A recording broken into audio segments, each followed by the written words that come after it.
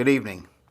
12-part opponent video series. We're in game number 2 here in Puerto Rico, Dorado, Puerto Rico. The opponent is tonight the FAU Gold Owls. Our opponent on 9/10 at Sun Life. You know what happened last year with FAU when we played them up in Boca.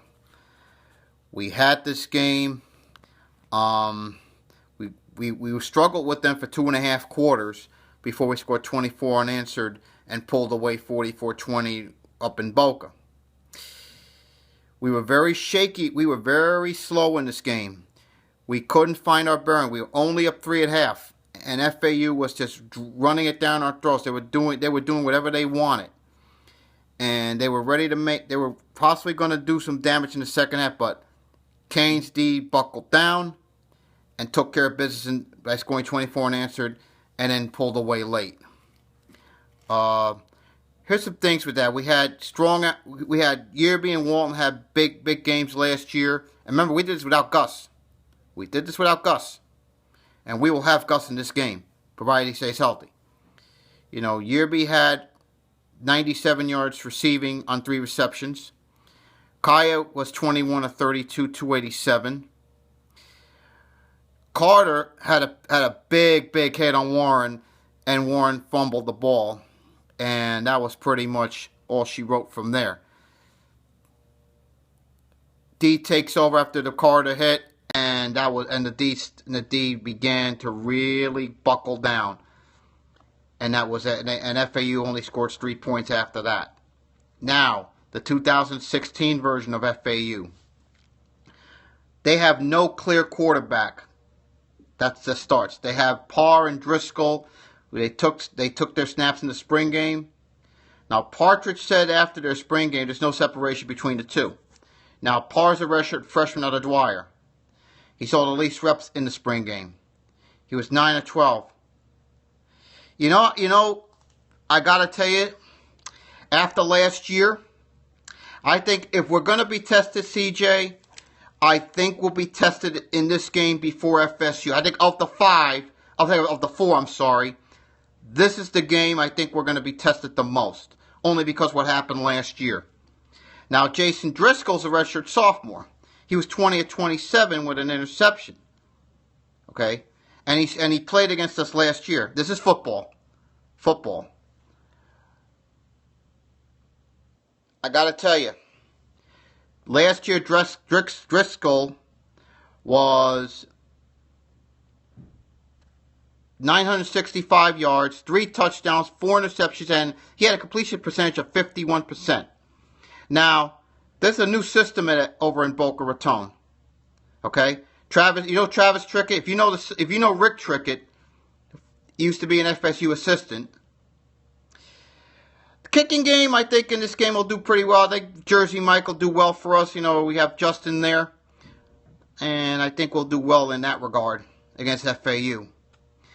Now think about it. In their spring game, FAU had 80 plays on offense. Now you might see it with Trickett, a fast tempo. You know, they're led by Kenneth White, who in their spring game had 2 rushing touchdowns and had a 17-yard receiving play. Well, let's just say this. Well, the Diablos of FAU, our opponent on September 10th, up in Sun Life. And I still call it Sun Life, just for the record. Now, they will not have Stosiak, who graduated. He had 57 catches for 820 yards. Now, they do get Solomon back, who's a junior. He had 22 passes for 382. Yes, I do still call it Sun Life Stadium, officially, until something else is named. Now, going into the fall, he's going to be their top receiver. Now, Nate Terry moved from tight end to receiver in the offseason. And he led the team last year with 4. Number 1. Now, number 2, you have, on defense, you have Hendrickson and El Shahir. Now, El Shahir is a sophomore from Tampa. He led the team in tackles with 94 and was named freshman All-American. Now, Trey Hendrickson is their senior. He ended the season as their sack leader and second nationally at the end of the regular season with 13.5 sacks. So he's a guy we're going to have to be aware of. Now, here's the thing. If FAU's offense is up, okay, number two, you have to remember also, if Manny's D is going to be tested in this game before FSU, I think this is the game he gets tested. I want to see where our offensive line comes in, and then usually you improve from game 1 to game 2.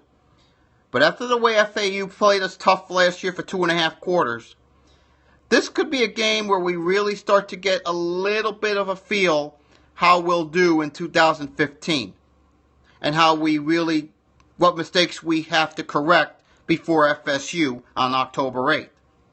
Now, last year, FAU almost beat us, but they didn't.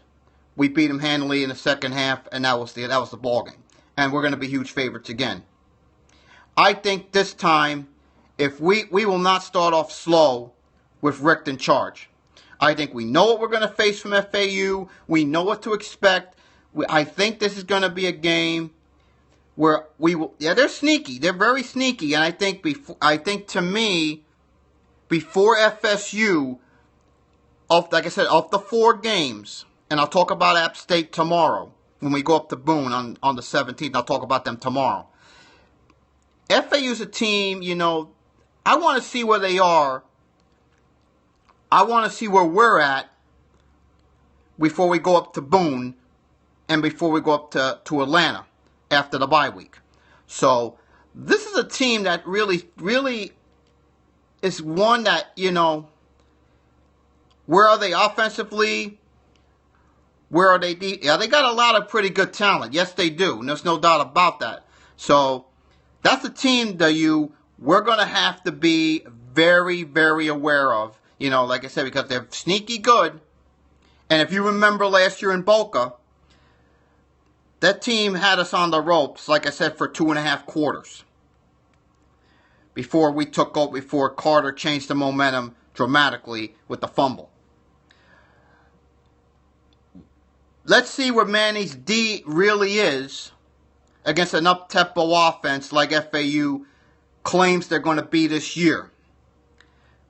Oh, yeah. Well, I think in the end, I agree with you, Rob. I think we have a little too much talent. Brad's going to be very effective. I think we're gonna come out. We're not going to start slow like we did last year up in Boca. That's for sure. Not with Richt. And I think Manny's D will make a statement, and I think we'll shut down their offense. And I think this is a team. And but I want to see where our offensive line really is with Cyril's running it against that FAU defense. I want to see where our offensive line is before we go on the road. So I'd like to see where we are. Where is this team on both sides of the ball? That's what I'm really looking at. And I think in the end, like I said, I agree with the poster that said, I'll class them. I think we're too much. This is a team. I think we should blow them out easily. I would say in this game along the lines of Canes, I would say 35.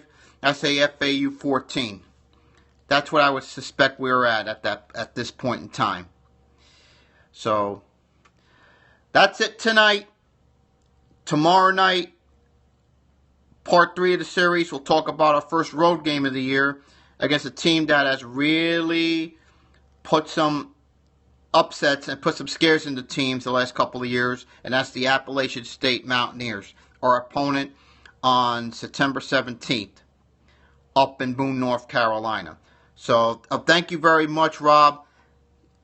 Have a good night all, and I will see you tomorrow night. Good night.